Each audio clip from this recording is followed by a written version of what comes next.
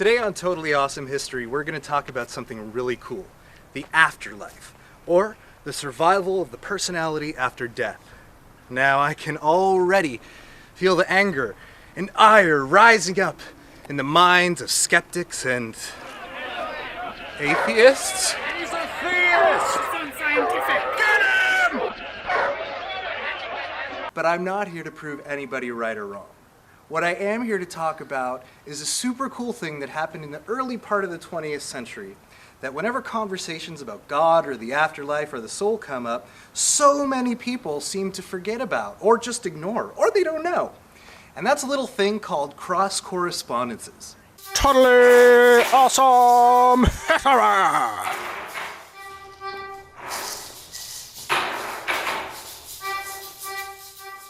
The story starts with a man you've probably never heard of, named Frederick W.H. Myers. Myers was by vocation a brilliant classicist, but throughout his career he developed several other interests including poetry, psychology, and the paranormal. He was also the first Englishman to swim across the channel below Niagara Falls. Many of his insights were lauded by psychologists and psychiatrists of his day, especially after the publication of his book in 1903, Human Personality and Its Survival of Bodily Death, published 2 years after he died. The book itself was the result of over 20 years of rigorous research and weighed in at an astounding 1,360 pages. Take that, Ken Follett. Like many scholars of his day, when science was coming into its own, he became an agnostic and had been trained to believe in the philosophy of materialism, which sees only the physical world as having any real existence. This still remains the major underpinning of most skeptical thought today. But he was unsatisfied. Such a worldview came in the form of a dull pain born with joyless doggedness, sometimes a shock of nightmare panic amid the glaring dreariness of the day. In 1882, he helped co-found the Society for Psychical Research in London. The aim of the society was to examine claims of the paranormal and supernatural through empirical observation and scientific standards.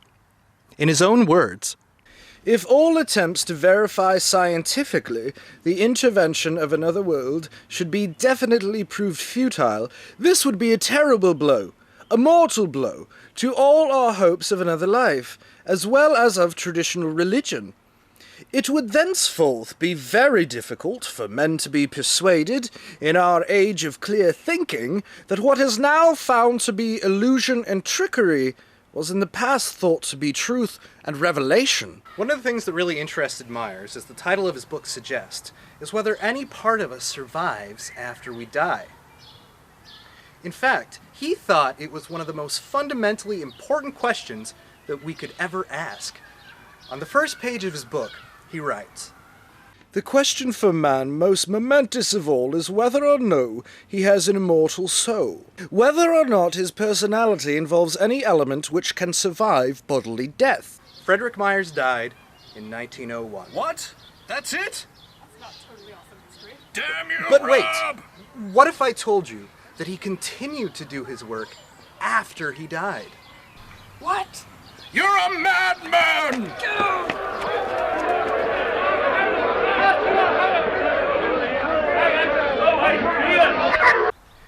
Now apparently, within weeks after his death, mediums around the world who had no connection with each other started receiving messages that were all signed Myers. And they did this through a process called automatic writing. That's where you just start writing without even thinking about it. It just pours out. The unique thing about these messages was that they made no sense at all on their own. It was only when they were brought together that they made any sense. These were the so-called cross-correspondences. The only things that did make any sense alone were the instructions on where to send them so they could be assembled. The themes of the messages were ones that the mediums themselves knew nothing about, and in fact they required highly trained scholars to be able to really understand them. Over a 30-year period, over 3,000 messages were received. Sometimes they were over 40 pages long.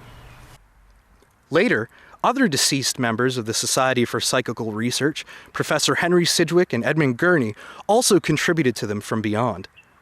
What's even more bizarre is that modern skeptics don't even touch the Cross-Correspondences. And usually, they're rabid to debunk anything that smells of the supernatural. Although maybe it's the case that with the Cross-Correspondences, something that's supernatural will one day be found out to be natural, as Frederick Myers thought. I don't know about you, but that blows my mind. And I consider it totally awesome history. Totally awesome history!